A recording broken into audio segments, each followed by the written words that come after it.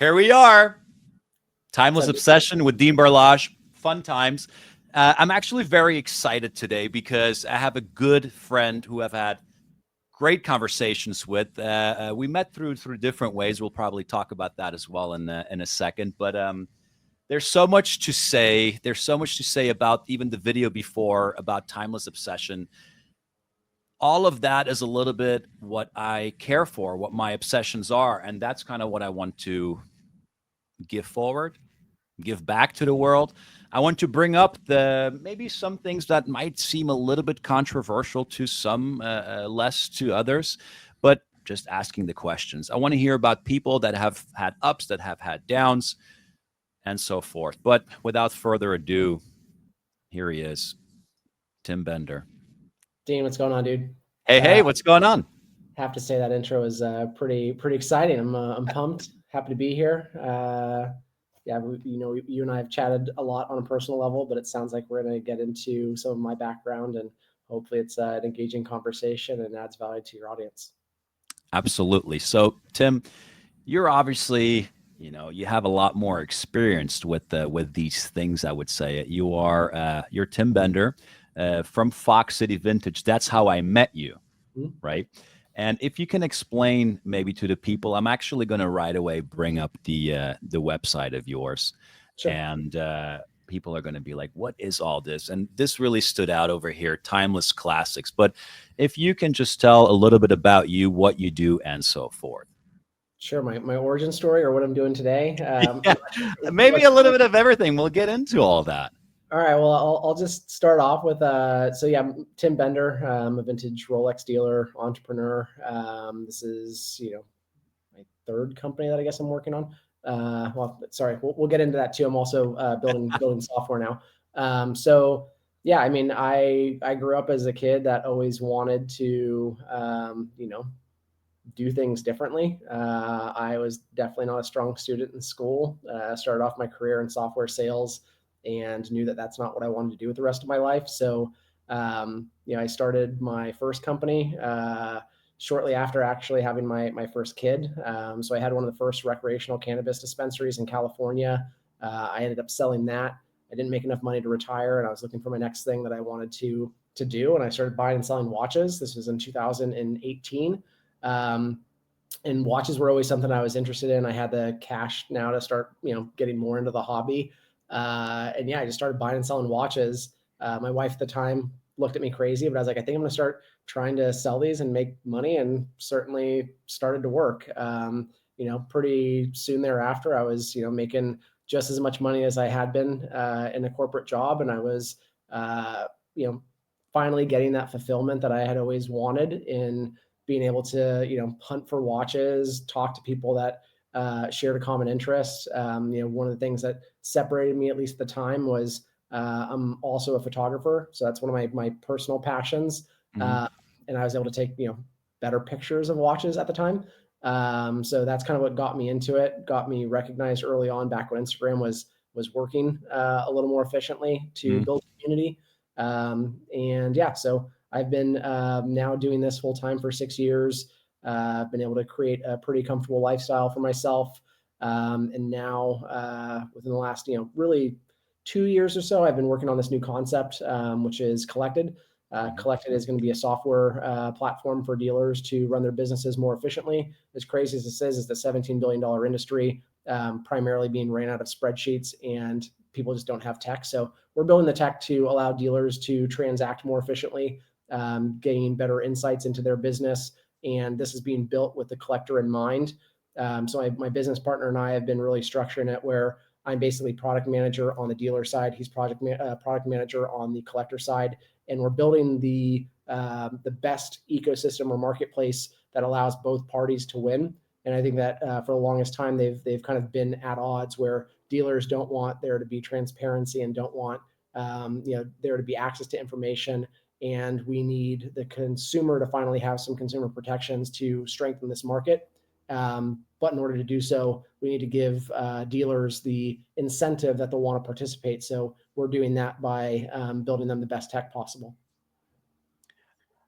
And then now that you're like cramming it all out, what is dialed in? Because here I see one more thing that Tim Bender does. Let's Yeah. put that in, and then Um, we're going to go back to the beginning.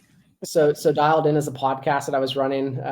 Full transparency, I haven't really been that active as I've been working on my new company, and I want to take a step back because at the time I started Dialed In when the watch market was an absolute free fall, and I felt like there just needed to be conversations and people needed to have a sense of reality of what was happening, and that was my attempt to really drive I guess share information that was needed at the time, and we talked a lot about the market, the active players in the market, and a lot of people wanted to just get my unfiltered opinions on what was happening because I think at the time, most of watch media and what they were being told was very much crafted to fit a certain narrative.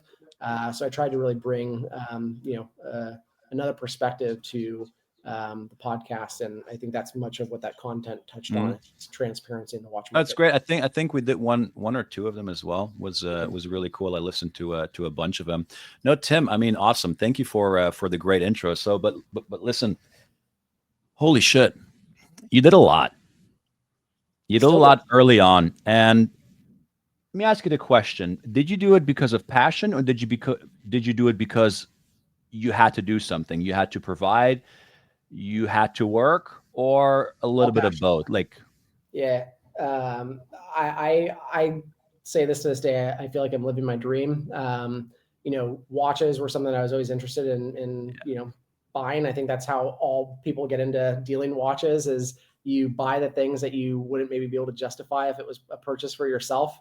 You make some money along the way and you're like, okay, I can keep doing this and still get to wear really cool things. And that's just how that obsession really takes off. But no, I've ever since I left my corporate job, it was very much me trying to figure out how I could create, a lifestyle that I really wanted to live my dream. mhm. Right. I had a eat, pray, love moment in 2015. Went to Southeast Asia, and I knew that what I was doing at the time wasn't what I wanted to do with the rest of my life. And slowly over time, you just start figuring out different ways where you can go ahead and make things work. But for me, living my day-to-day life, like that's time's our most like precious commodity, and I want to be able to spend that doing the things that I love doing and with the people that I love sharing my time with. That's so brilliant. I mean, you really you're saying all the right things.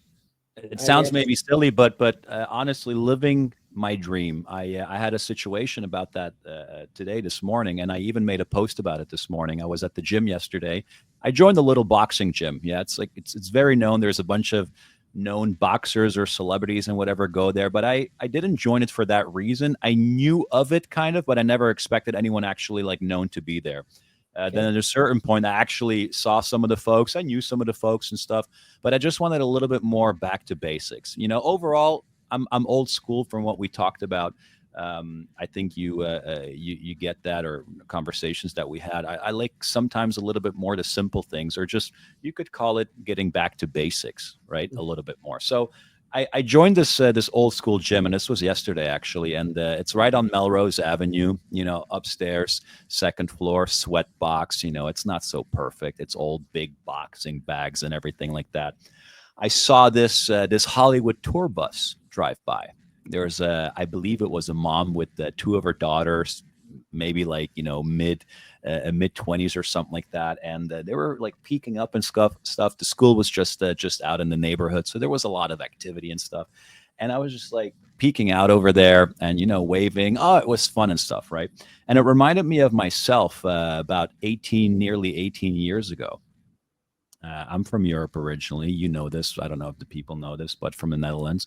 And I had dreams, right? And I have even over here it says dream big. All your dreams can come true if we have the courage to pursue them. So I pursued my dream with a lot of help from my parents, and that help back in the day was not necessarily just a financial help. They made sure I could eat and have a roof over my head, but that roof over my head was basically just a room with a bed in it. But to get back to that gym, Tim, I saw Melrose Avenue, and that kind of gave me the flashback of the last 17, 18 years over here in LA.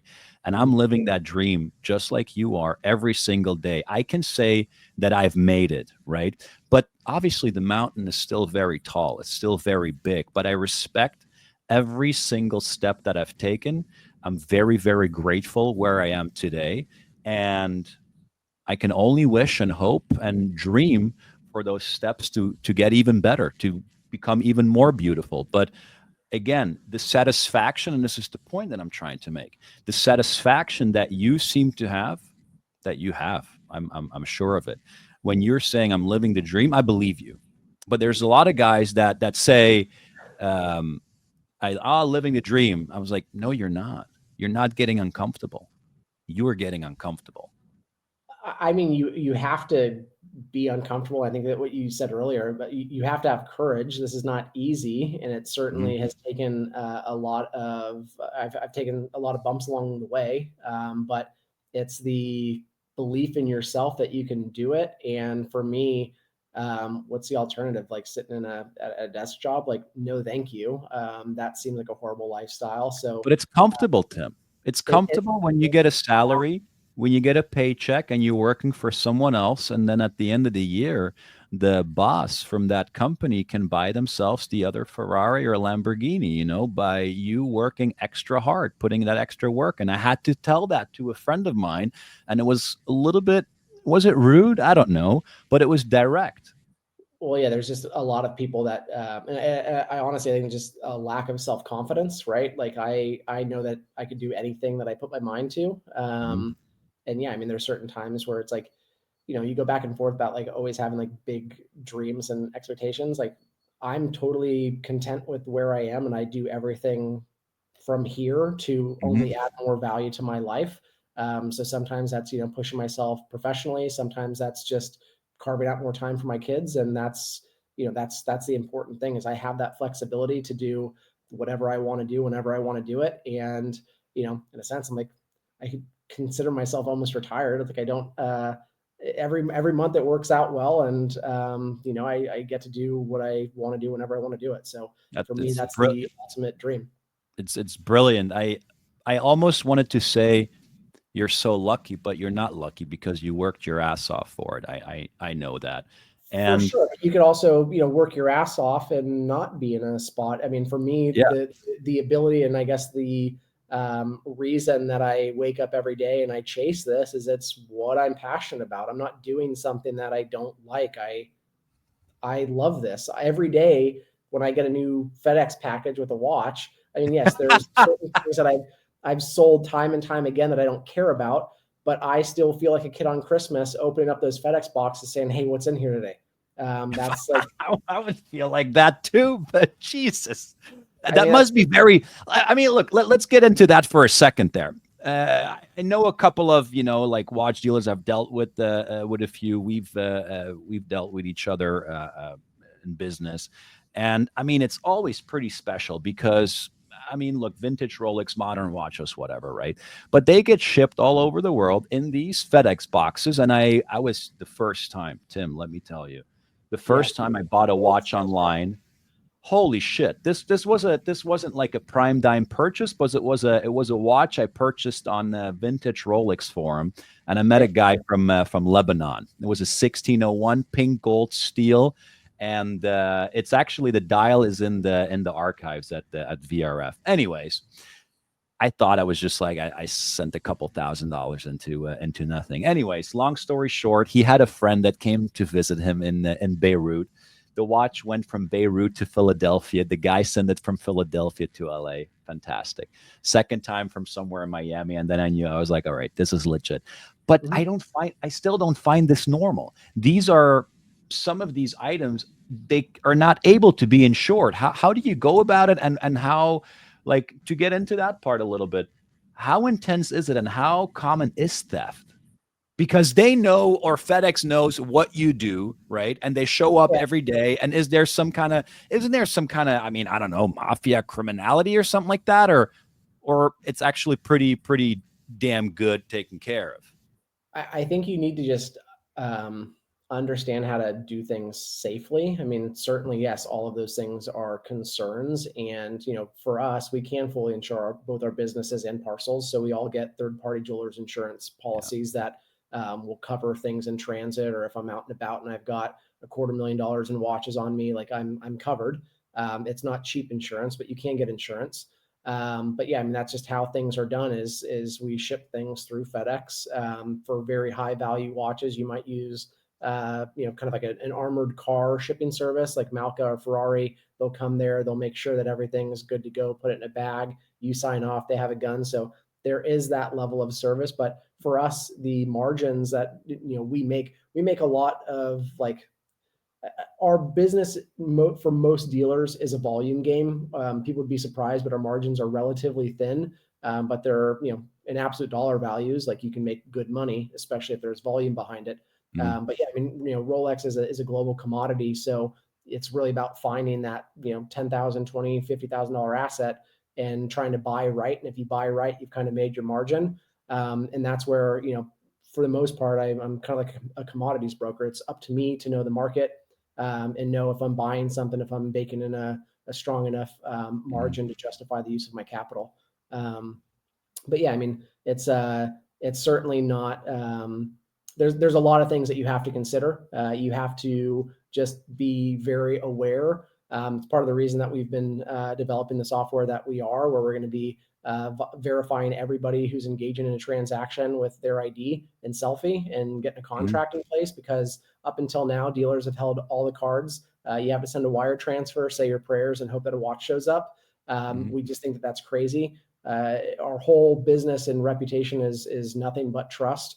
To the point where I've had people, reach out to me on Instagram and send me $250,000 because they think that I'm a good person. As we Mm. always say in this business, you're good until you're not. So we need to start adding some consumer protections in place just to make sure that there is some additional peace of mind that's there for consumers, because there's no other industry in the world where you do a six-figure transaction with nothing more than a handshake. There's going to be usually an attorney involved. Yeah. Now, let's call this the tech subject, all right? Sure. So, were you always interested in that kind of field, and were you prepared to go into that kind of like segue into that from your watch business? Yeah. Or Well, is it something where you just saw, okay, this is necessary, there's something missing? Because again, like you've helped me out also, like with a couple of situations, as that middleman, because I don't know this side, that side, you know how it goes. But yeah.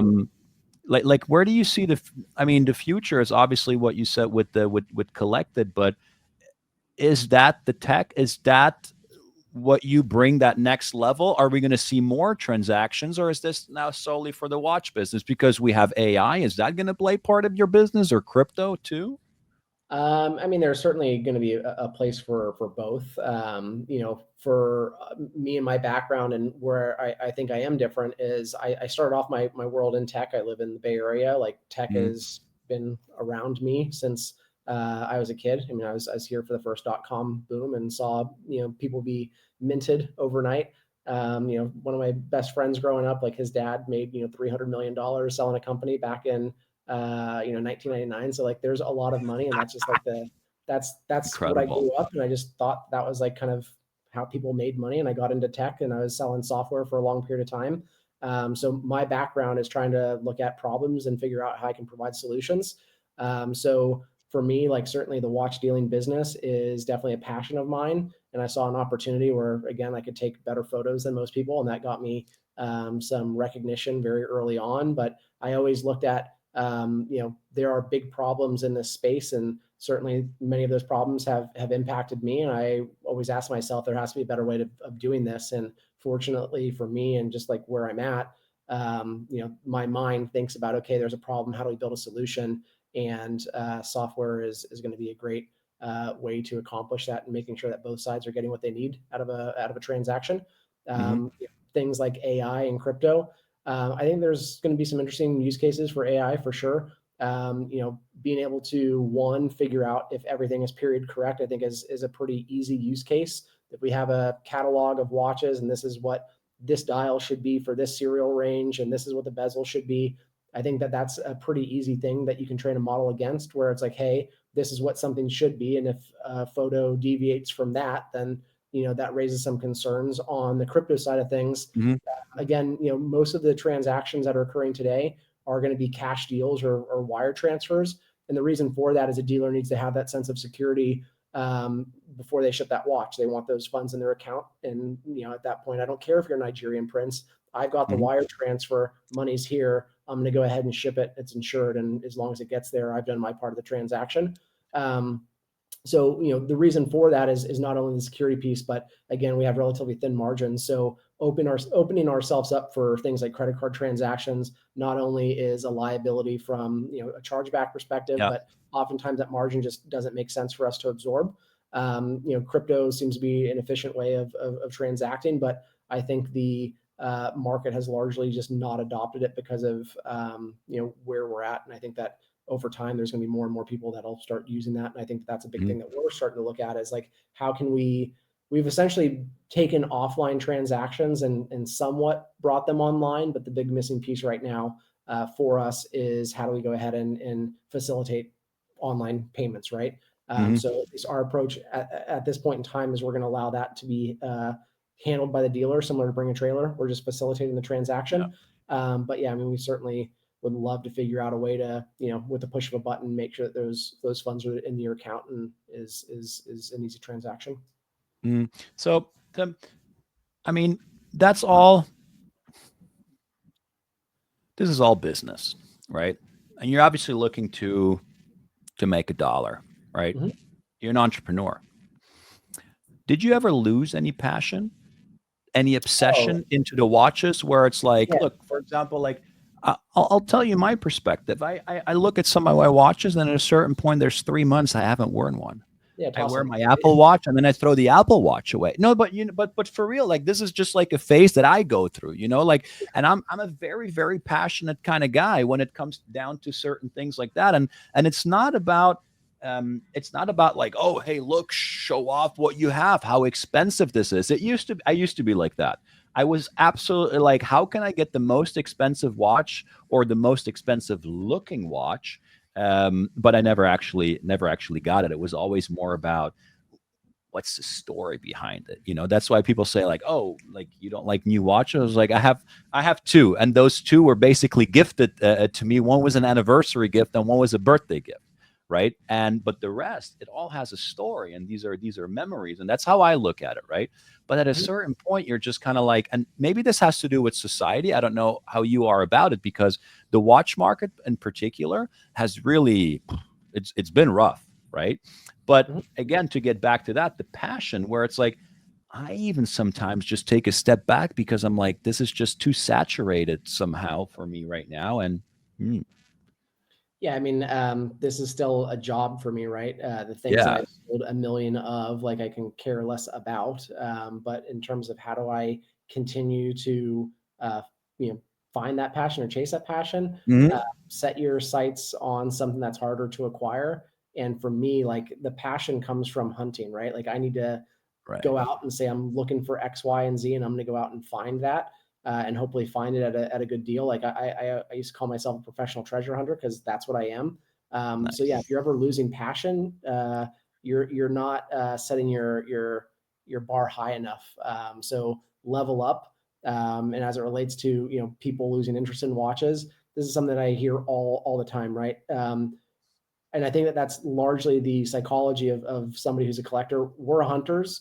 hmm, There's a reason that this is primarily a man's hobby. Is like, this is us going out and hunting in the modern world, right? Like, yes, we yes, want to find something, take it down, and in many respects, the act of hunting is more gratifying than the actual purchase. And absolutely, once you purchase something, you're typically going to set your sights on the next thing, and the yes, whole process starts over again. So I always tell collectors, like, if you find yourself in a spot where you're just not in love with the watch, that might have been your goal at one point in time, and yeah. now you've got different goals. So sell that stuff. And that's the best thing about watches, is, for the most part, if you're buying right, you're going to be able to sell those and probably not take much of a loss if you made a good purchase. But I have a Um, hard time letting go, Tim. Well, that's I fine. have a And hard time because every single one of them has a story.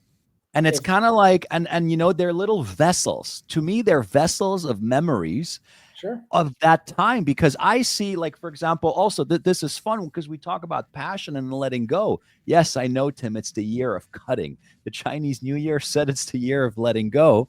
But when I told my buddy he bought his first Rolex, he got a brand new blue dial Datejust. He's like, well, why the hell can I not get anything else? They're not wanting it to sell it to me, right? I was like, Mhm. that's all good. Don't worry about it. We'll get through that. But at a certain point, I told him, I was like, you know what the beauty is about Rolex in particular for me, and the saying, it's like it's a crown for every achievement. And he's like, this is fucking brilliant. This is great. It's whatever you want to tell yourself, right? Sure. And for me, it's the same thing. So I personally have a tough time letting go. That's why I also have so much respect for you in this regard, where it's like you've probably seen and held, worn every grail that you could have ever imagined. So for you in this particular field, in this business, and passion and obsession, it must be extremely difficult because, like, obviously, dream big, right? How big do you dream when it comes down to that? The passion for finding that perfect piece. Does it still continue for you? Yeah, I mean, there's always the next watch. There's always the next story, the next hunt. So yeah, I mean, I've had the privilege of owning everything that I've ever wanted to own. The things that might be outside of my budget, I've probably held in my hands.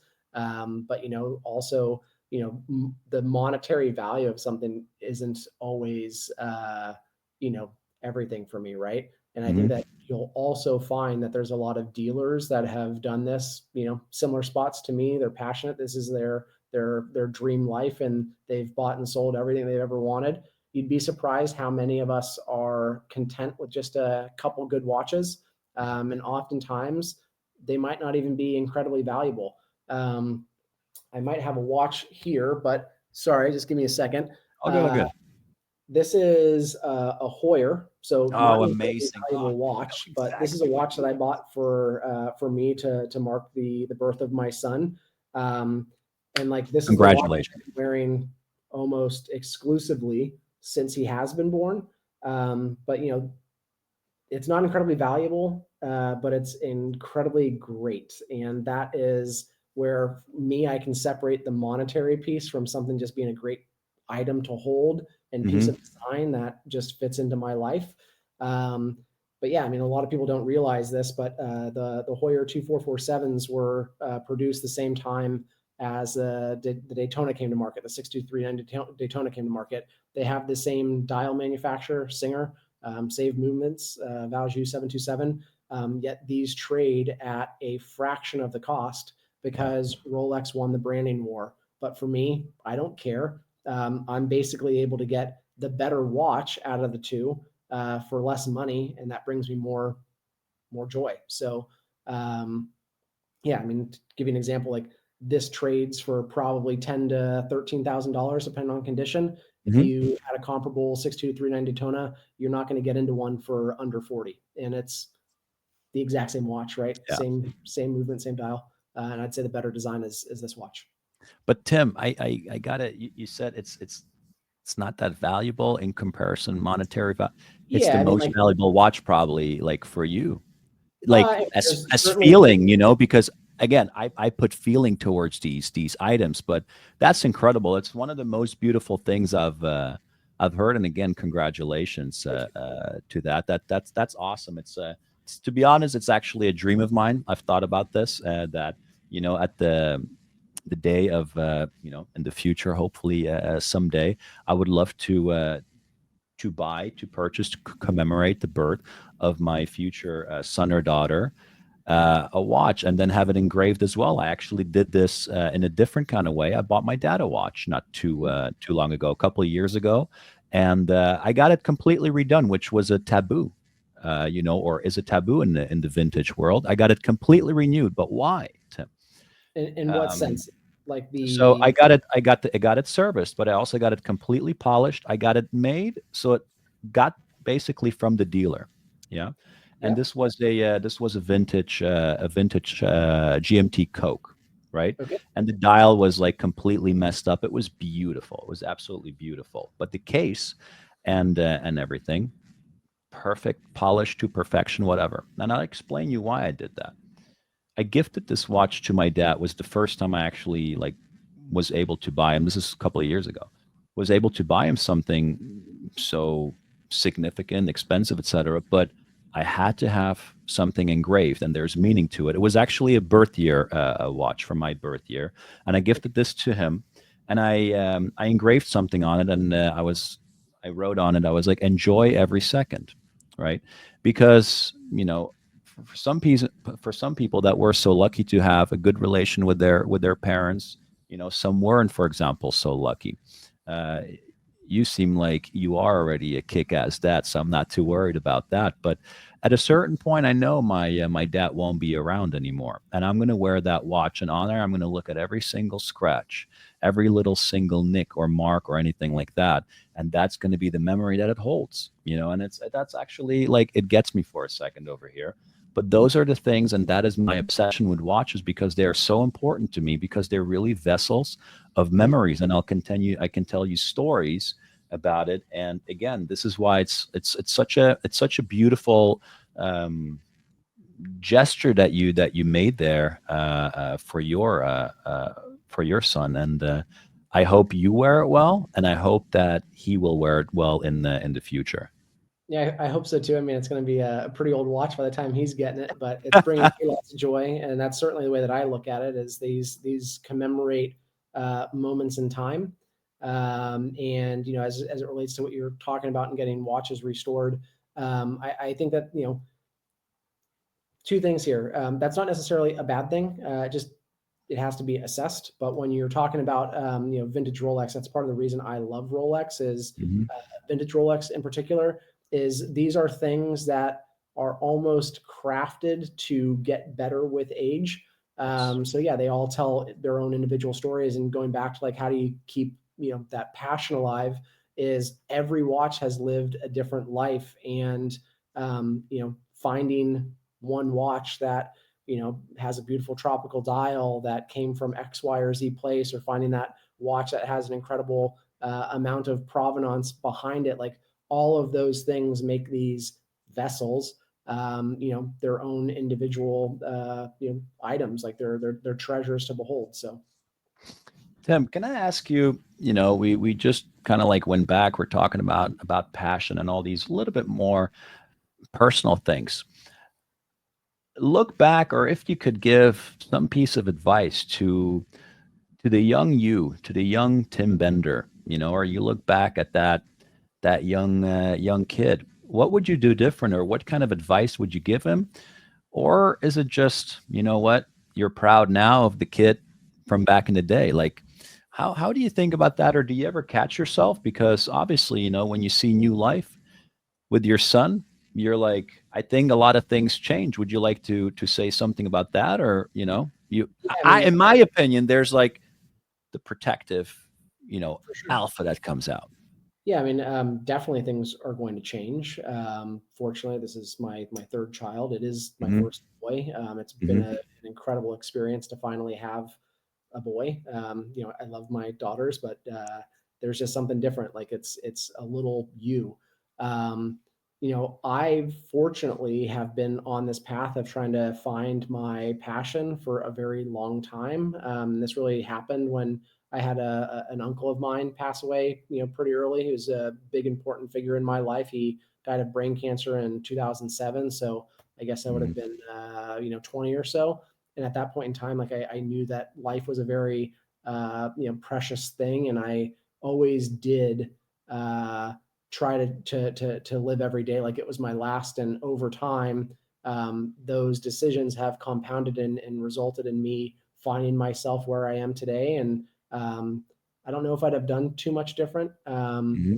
I'd say like just chase your passion and chase what brings you happiness. I think that certainly was something that I was trying to figure out early on in this journey. Is you obviously still need to pay the bills, Hmm. and you're going Of to have to course. make some sacrifices along the way. But if you love something and you're passionate enough about it, you're going to figure out a way to monetize that, and people are going to see that passion in you and probably support you along the way. So, just have to be hungry and have to be accepting that things are not going to be easy. But the more you do these things, the more self-confidence that you build. And, that's like anything else. If you've done things over and over and over again, you're going to be better equipped to, get around those next obstacles that are coming your way. And you better believe they're going to be there. So, I mean, I feel it's kind of, we've all heard this before, kind of, right? Don't we talk about this with relatively close friends or family, or sometimes you hear a conversation or another podcast or so, but how few people actually jump. jump, that actually don't follow through. It's like, it seems, to get back, we mentioned get uncomfortable, right? This is actually, I'm Yeah. writing a book, and the title of it is Get Uncomfortable. I don't know when it will be published, if published at all, but it's something that I'm passionate about, because again, I catch myself, I don't want to say all the time, but sometimes we're just a little bit too comfortable. I believe society in general is getting a little bit too comfortable, but that's maybe a story for another time. But when, I don't want to ask you exactly which one, but there must have been certain obstacles, certain hurdles that were more challenging to overcome than others. And would you say, was that more, were those maybe more personal or more related to your business, perhaps? Like, at Uh, what stage? And I mean, I don't want to get whatever, Oh, Tim. it's something that's relatively fresh for me. So Okay. this has happened since you and I have known each other. So I went through a divorce from my first wife, Hmm. and that would have started in 21 or so. Hmm. And within like months, my entire business was in free fall because the watch market just like came to an end. Right. So Wow. it was like I was Spartan kicked. It was like dealing with that personal stuff. Obviously, I had a daughter, and like dealing with the emotions that come along with that, and trying to be a good dad and making sure that I can provide for her financially, emotionally, trying to, ultimately just You navigate. wanted to be there. Of course, and like that's always what I've prioritized, right?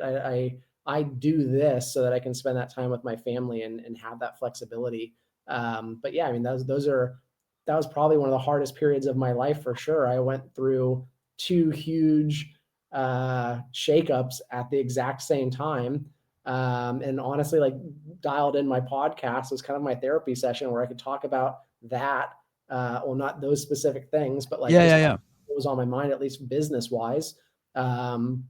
It's actually the first like podcast I've done where I've maybe touched on some of my more personal things, but yeah, I mean, it's not easy. And again, just having faith and knowing that you can accomplish these things compounds over time. And if I've gone through that and I've survived and I've actually come out the other side stronger, both in terms of my business. I had my best year in business last year in terms of actual take home profits. And I've found the woman of my dreams and have had a kid with. Like I've already gone through some really tough patches. I know that there are going to be tough patches ahead of me, but you're going to get through it. You just need to take things day by day, and just know that you have it in you.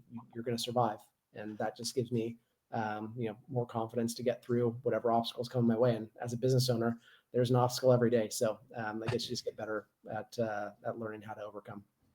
Great respect, Tim. That's obviously not easy. Thanks for sharing that. Wow. I always say this to motivate, I coach people and motivate them, and it's obviously sometimes they just need that little extra push in the back, that little positive sentence. They had a shitty week or they had a shitty day, and these are things that are honestly, they're laughable. They're laughable. But you know what? Everyone experiences something a little bit different. But one of the sayings that I like to use is there's always light at the end of the tunnel. And Tim, for you, it's like you just had to go through that tunnel, and you came out. Can we say like better for it? You had to go through the process. Absolutely.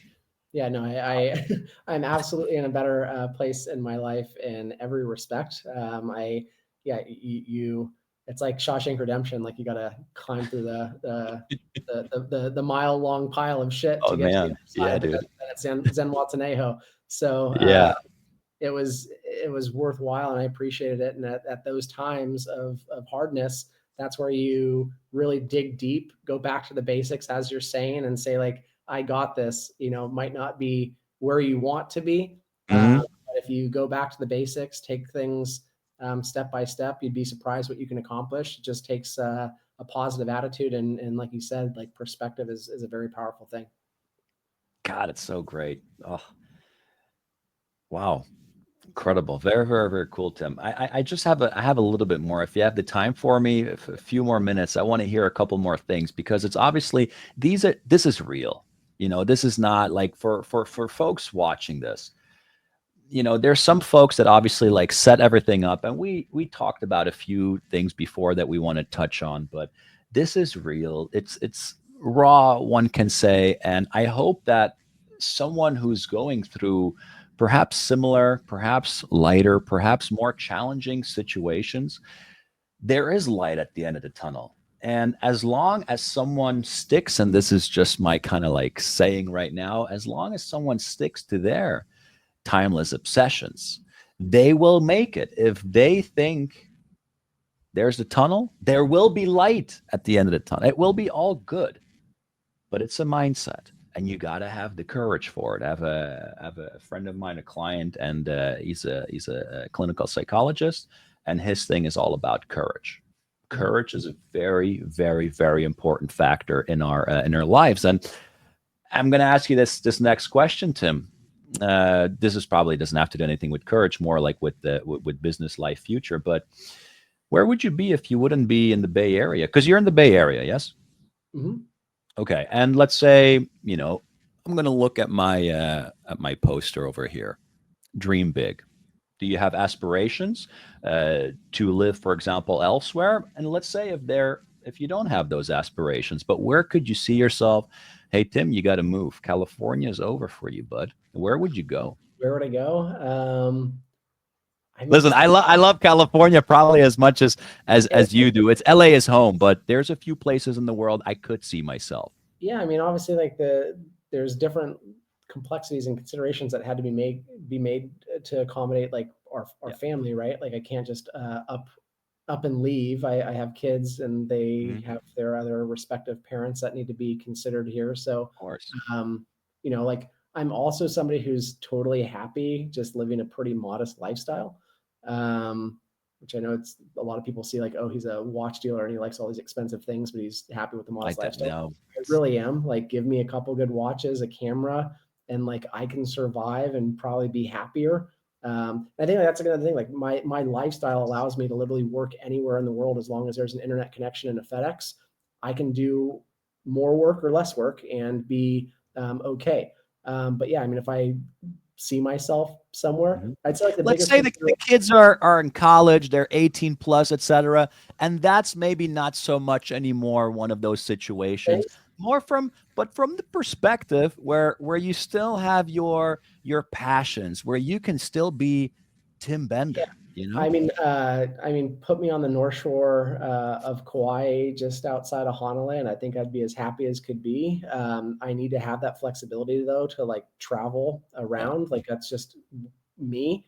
But more importantly, I would always want to have a lifestyle that gives me this flexibility to do whatever I want to do whenever I want to do it. So obviously, you have to account for where you're at financially. If that next move is something that you can accomplish while having that freedom, for me that freedom is just as important. So again, I'm all Yeah. good living in a one bedroom apartment if I have that freedom and Yes. I have that happiness. Like I'm good with that. I don't need to have a mansion. I don't need to have the sports cars. Those are all nice to have, but certainly not something that I need to be happy.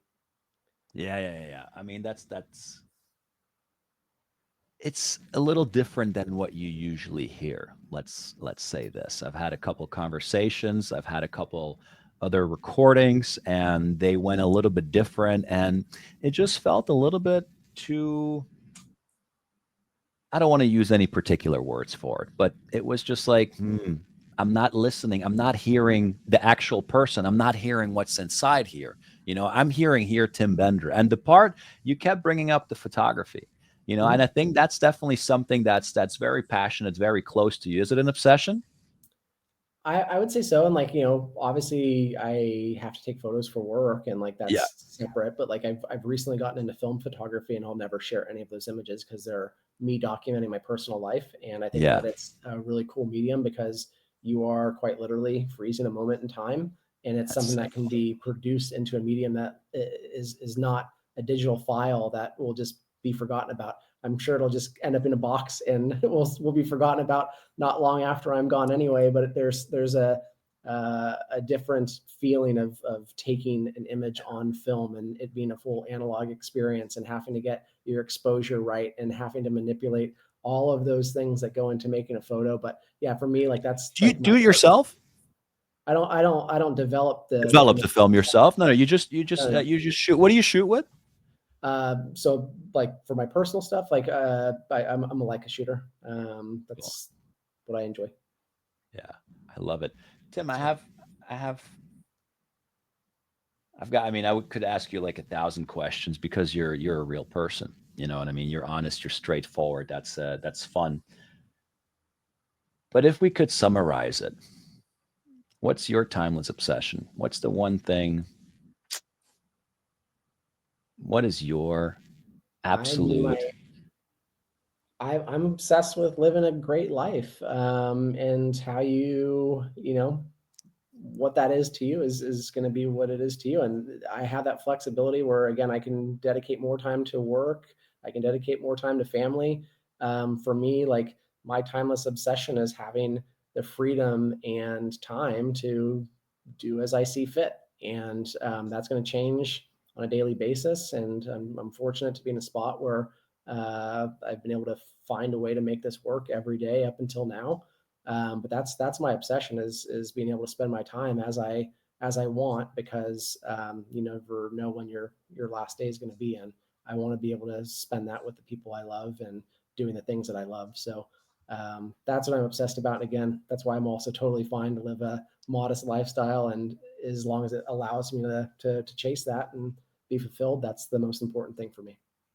Tim, I'm gonna keep it in the recording. It's perfect, in my opinion. This is just my thoughts, but it's perfect because it's true, it's real, and I hope if it's 5 people that see this and take away something, or maybe it's 500 people or 5,000, it really doesn't matter. But I hope, and I not just I hope, I know there will be an impact, and especially by people like you who just I ask you one question, I ask you another one, and your answer was just steadfast the same. It shows me you say it's from the heart, from the gut, and that is so important because that is my absolute belief that we must change the world. When someone asks me, Dean, what do you do this for? Tim, I want to change the world, and I'm absolutely dead serious when I say that. And you're one pillar, yeah, or you're one piece of that pie, that puzzle that I'm trying to put together. It's awesome. Thank you so much for taking the time today.